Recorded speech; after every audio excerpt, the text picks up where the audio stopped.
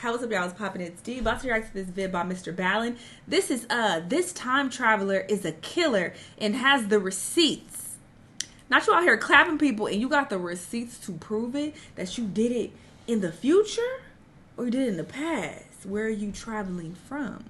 Which time period? I don't know. But if he got receipts, I want to see. Let's watch. In our lives, all of us have to make really difficult decisions from time to time. Sometimes we make the right call, and other times we don't. Today's story is about someone who did the latter, but really, the story is about what this person did to try to fix their bad decision. Simply put, this story takes a totally unexpected turn, and unless you've heard it before, there's no way you're going to see it coming. But before we get into that story, if you're a fan of the strange, dark, and mysterious delivered in story format, then you come to the right place because that's all we do, and we upload once a week. So, if that's of interest to you, please move all of the strike plates in the like button's door frames slightly lower so that anytime they try to close the door, they won't latch. Also, please subscribe to our channel and turn on all notifications. In time traveler movies, whenever they try to fix stuff and move, to different time periods to fix stuff, it never works out. Because it's called the butterfly effect. If you try to change something to fix something else, you're going to fuck up something else. A 26-year-old man named William Hargrove paced anxiously back and forth inside of his tiny bedroom. Will was nervous. Oh, wait, what year? Sorry. William Hargrove.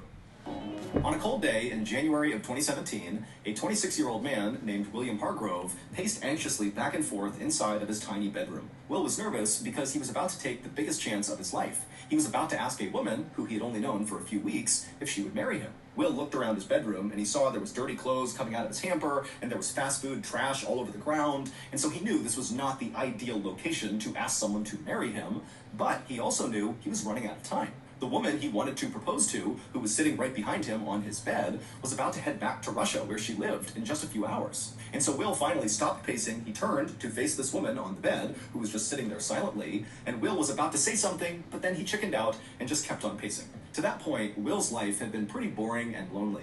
He worked a low-paying job as a mechanic, and he lived in this bedroom. This was his apartment, this one room, which was being rented to him by a married couple who owned the house it was in. And this house was in a small city in the U.S. state of Oregon. Will didn't really have any friends, and he didn't really have any meaningful hobbies. All he really had was his intense love of science fiction and fantasy. He would lose himself for hours watching movies about outer space and strange, distant alien planets and magic, and then often, after he would watch these movies, he would walk into the forest near his house, and he would just kind of wander around daydreaming about these movies, and he would pretend he was the hero from these movies. And suddenly, in his mind, Will would become a sorcerer with great powers, or a brilliant scientist who went back in time to save the world. But as much as Will loved daydreaming and fantasizing, what he really wanted was a wife and kids. And so recently, he had joined an international dating website, and it was through that website that he connected with 26-year-old Anna Repkina from Russia, who was the woman sitting on the bed behind him. And now, if Will could just muster the courage to pop the question to her, he was confident she would say yes, and he could finally start his real life with Anna. Anna, who had blonde hair and striking blue eyes, was a bit of a dreamer like Will. For example, she fundamentally believed that there was a soulmate somewhere in the world for everyone. However, to that point in her life, she had not found her soulmate. Instead, she had been through one bad breakup after another. But a few weeks earlier, when a short, stocky, bald guy with a bushy goatee, Will, had reached out to her on an international dating website and invited her to America to visit him, she believed it was fate that they were being brought together, and so Will had to be her soulmate. Will finally stopped pacing and turned again to face Anna, who was now reading a book on the edge of the bed. And Will, who was terrified at this point, took a deep breath and then reached into his pocket and pulled out a jewelry box. Inside of it was a beautiful emerald ring that was situated on a white gold band. And so Will took a step towards Anna, he dropped down to a knee, and he held out the jewelry box, and he opened it up. At first, Anna didn't know what Will was doing and was kind of confused, but when she saw the ring and saw him on his knee, she knew what was happening, and she began trembling with excitement. And then Will, he pulled the ring out of its holder, and he slipped it onto Anna's finger, and he asked her if she would marry him. And Anna, she began crying tears of joy and shouted, yes. Later that day, Anna would fly back home to Russia, but as soon as she landed, she began getting her affairs in order to go right back to Oregon to live with Will permanently. And 2 months later, in March of 2017, Anna was touching back down at the Oregon airport, and then right near the baggage claim, she had her big reunion with Will. That evening, when Anna and Will drove from the airport to Will's place, they parked the car, they got out, they grabbed Anna's Will's luggage, they went up the front steps, and when Will unlocked the front door to go inside of the house to make their way up to his bedroom apartment, as soon as the door swung open, there was a woman standing in the doorway with her arms crossed, staring out at both of them. This woman was 34-year-old Michelle Chavez, and she and her husband were the married couple who rented the bedroom apartment to Will. Michelle had dark hair and piercing eyes, and even when she was being pleasant, she could be very intimidating. And right now, it was obvious she was not trying to be pleasant. And so Anna, who sensed something was wrong here, kind of awkwardly said hi to Michelle. But Michelle, she just glared at Anna and said nothing, and then looked from Anna to Will and said, "Will, I need to talk to you." And then before Will could say anything, Michelle grabbed his arm and began dragging him through the house to the back. And as Will is kind of stumbling along after Michelle, he tried to be calm and told Anna, "Just go ahead and take your stuff up to the room. I'll be up there in a minute." And so Anna, she's very confused about what's happening here. She does not understand this dynamic at all, but she began taking her suitcases and marching over to the side of the house where Will's bedroom was. And as she did this, she could hear on the other side of the house Michelle really yelling at Will, but Anna couldn't make out what Michelle was actually saying. And so at some point, when Anna was now inside of Will's bedroom, just kind of waiting, Will finally did come into the bedroom with his head hung down low, and Anna could just tell that, obviously he's just been yelled at, he looks defeated, and so Anna's trying to make eye contact with him, and finally, Will looks up at Anna, and Anna says, "Hey, what's going on? Why was she so upset? What's happening here?" And in a quiet, trembling voice, Will would tell Anna that Michelle and her husband had just told him that they can't live here anymore. They have to move out. Anna couldn't believe this. She had just flown across the world to be here with Will, and why now would they you don't think have y'all a place could to live in no live. people's house? But she could tell, obviously, Will is really upset about this too. And so instead of just being mad at him, she said, "What's going on? Why is she kicking us out?" And at first, Will kind of acted like he didn't really know, but then eventually, when Anna kept asking for more information, he would tell her that Michelle sort of had a crush on him, and when she saw Anna moving in with Will, she became really jealous and told them to leave. When Anna brought up the fact that Michelle was married, Will said, "I know, she's married, the crush hasn't gone anywhere, but she still feels really jealous." Oh my Anna God. was obviously really upset about this situation, but after Will had explained what's going on with Michelle, Anna wasn't mad at Michelle. She actually felt kind of bad for her. Oh, It was Lord. sort of pathetic that this married woman was acting the way she was. Oh, Lord. And so Anna actually figured that really this is probably for the best, that we should get away from Michelle. And within a few days, Anna and Will had moved out of Michelle's place and found a place of their own in a neighboring town, and as soon as they were settled inside of there, it was like relief washed over both of them, and they both became really excited to plan their wedding and think about their future together. Thank you to BetterHelp for sponsoring Y'all go support. health. Ultimately, it will always come down to you and whether or not you feel it's time, all that fear, care of myself. If you are someone, which video call. A few weeks later, on March 25th, 2017, Anna woke up early and put on her beautiful, simple white wedding dress that she brought from Russia, and then she and Will piled into his car and they headed to the beach. The couple had decided to go with a very simple, intimate outdoor wedding ceremony led by an officiant. An officiant is someone who can legally conduct a wedding. When the couple arrived at the beach, Anna hopped out and immediately began walking over the sand towards the water, and Will stayed back to call the officiant because he didn't see him anywhere. And so when Anna reached the water, she took in the beautiful sights and sounds of the beach, she felt the sun on her face, and she listened to the sound of the waves crashing, and it was like suddenly she realized how lucky she was. I mean, this wedding day was turning out to be perfect, when over the past couple of weeks, she wasn't sure if it was even going to happen.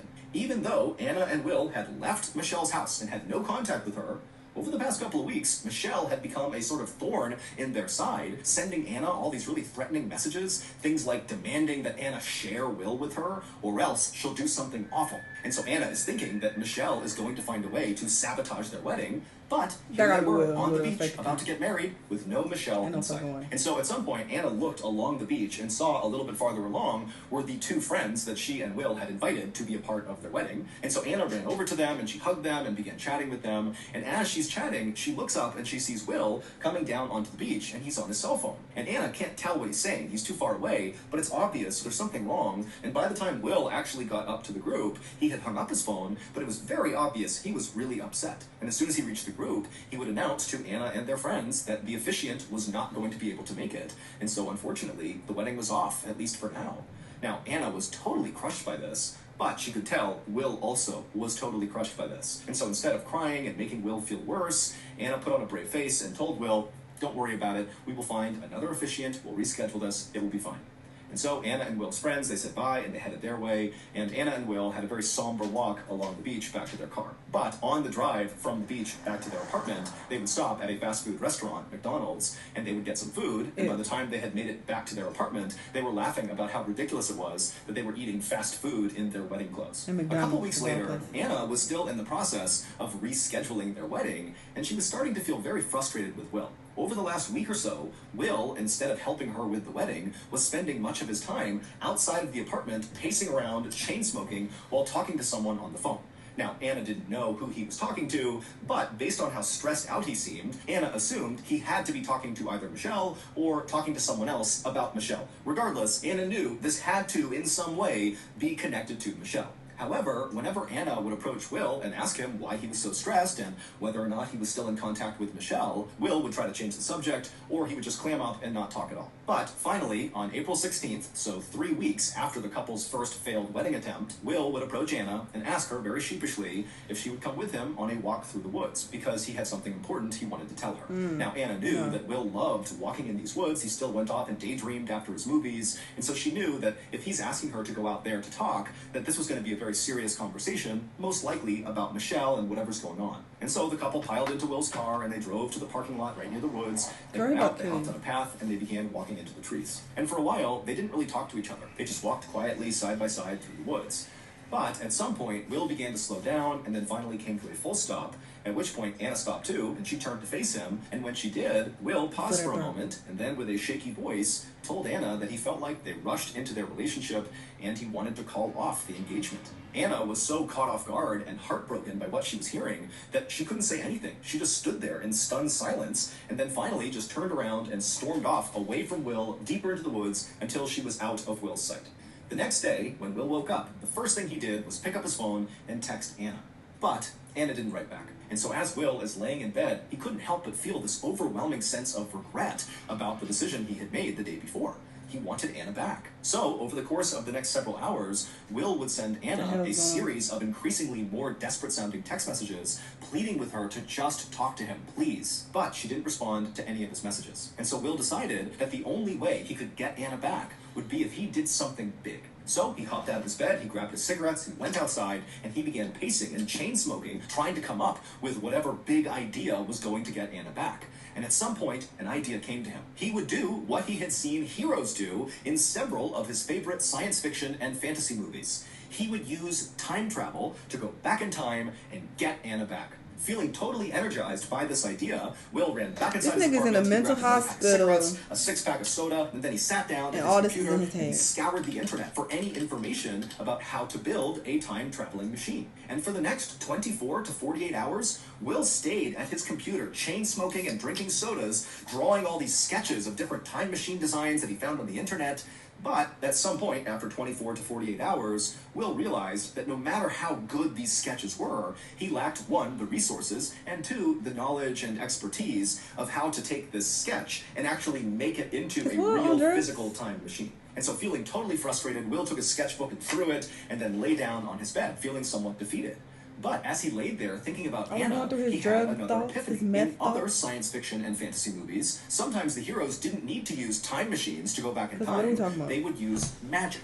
And so suddenly Will decided, oh my goodness, I need to find the right magical spell that will allow me to travel back in time and get Anna. And so once again, he ran back to his computer, continued chain smoking and drinking sodas while scouring the internet, looking for the right magical spell that would take him back in time. And several times he communicated with strangers on the internet, telling them that he would sell his soul to them if they could give him the right spell. And then anytime he thought he found the right spell, he would close his eyes and chant the words out loud, and then open his eyes only to realize he was stuck in the present. And so finally, after basically staying awake for 72 hours on this quest to go back in time to get Anna back, Will realized that it was not going to work, and so he gave up. The next morning, on April 19th, so this is 3 days after he broke up with Anna in the woods, Will heard a knock on his front door. And when he opened the door, there were 2 police officers standing there. And when Will asked them, what's going on, they told him that they actually needed his help, and would he mind coming to the station to talk to them. And so Will, he was still totally exhausted from not having slept over the last 3 days, but he, of course, agreed to go. And when he got to the police station, he was led into a small interview room, and he sat down behind this metal desk in front of the other two officers, and he asked them, what can I do for you? And one of the officers eventually asked Will if he had recently eaten at a Kentucky Fried Chicken restaurant. That's a fast food restaurant also known as KFC. Will was puzzled and almost wanted to laugh because he couldn't understand how this was important. But when he saw that these two officers were not making light of this at all, they were very serious, Will said, yeah, a few days ago I did eat at a KFC. Why does that matter? To understand why it mattered, we need to understand the relationship between Will and Michelle. It would turn out Michelle did not just have a crush on Will. Michelle and Will had been having an intense affair right in Michelle's house with her husband since 2015, so a full year before Will met Anna. Now, Will had wanted Michelle to leave her husband and be with him, and Michelle had told Will that she wanted the same thing, but she couldn't do it right now. And so to show Will that she was serious, that one day she would be with him, she gave him her wedding ring, which was an emerald stone sitting on a white gold band. It was like a promise ring, that this is my token to you to show you that one day we will be together in public. But as time went on, Michelle didn't really show any signs of trying to leave her husband, and so Will started to wonder if he was just kind of letting his life slip by. Because remember, Will really wanted a wife and kids, and it was starting to look like Michelle was not going to give him either of those things. And so that was why Will went on that dating site and contacted Anna, and then when he learned that Anna wanted a family too, he had asked her to marry him. The ring that Will gave Anna when he proposed to her was the same ring that Michelle had given Will. Her wedding ring, the promise ring. And so when Michelle saw that ring on Anna's finger on a Facebook post that Anna made about having been proposed to by Will, Michelle was enraged. And then, just a few weeks later, when Anna showed up at Michelle's house to move into Will's bedroom with him, she grabbed Will, dragged him to the side of the house, and said, you need to choose right now between me and Anna. And because Will couldn't come up with an answer, Michelle kicked him and Anna out of the house. However, over the following weeks, despite Michelle having booted them from her property, she could not let go of her jealousy of Anna and her love for Will. And so she sent Anna all these threatening messages on Facebook demanding that she share Will with her or else, and she began incessantly calling and texting Will demanding that he choose her over Anna. And so when Anna saw Will walking around outside chain-smoking cigarettes on the phone, Anna was right in suspecting that that was Michelle that he was talking to. But despite all this pressure, Will just could not make up his mind. He didn't know which woman he wanted to be with more. And so to buy himself some time, he had lied to Anna about hiring an officiant for their wedding on the beach. And then when they arrived on the beach and Will said the officiant had canceled, it was all a ruse. There was never any officiant. He was just trying to buy time for himself.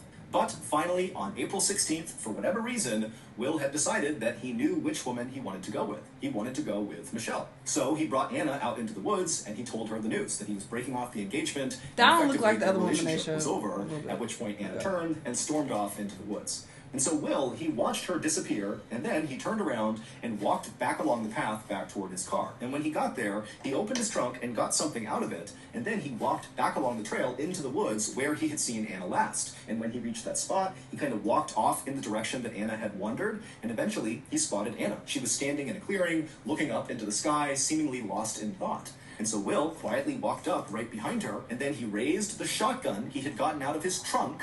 He placed the barrel against the back of Anna's skull, and before she could even react, say something, turn around, do anything, he pulled the trigger.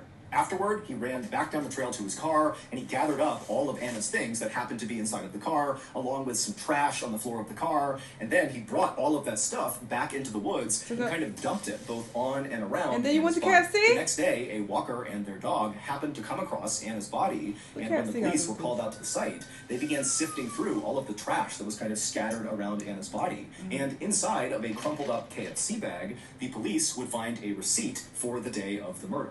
And that receipt belonged to Will. The morning after Will killed Anna, he sent those initial text messages to Anna just to cover his tracks. But as he sent them, he actually did feel an enormous sense of regret about the decision he made. He no longer wanted Michelle, he wanted Anna. And it was at that point that he decided he would do what the heroes in some of his favorite movies did. He would go back in time and undo the murder and get his love back. But of course, his efforts would fail. And in January of 2020, 3 years after Anna's murder, Will was sentenced to life in prison. As for Michelle, she was never charged with any crime. I know you fucking So that's gonna do it. If you got something, Mr. Ballin, this is the first time I've felt deceived and betrayed by you, my brother. I don't know what to make of this. Ill, first of all. Ill to how this man looks. The fact that he even had 2 women is just mind-boggling. But why did you have to kill this woman? Just go be with Michelle. This made no sense. But clearly, he was mentally disturbed because he's trying to build time machines and all this other stupid shit. But what? This is dumber than I thought it would be. I don't like this ending. I feel gaslit. I feel deceived. So, there's that. Y'all let me know how y'all feel, though. Let me know what other videos you want to watch, and I'll see you on the next one. Bye.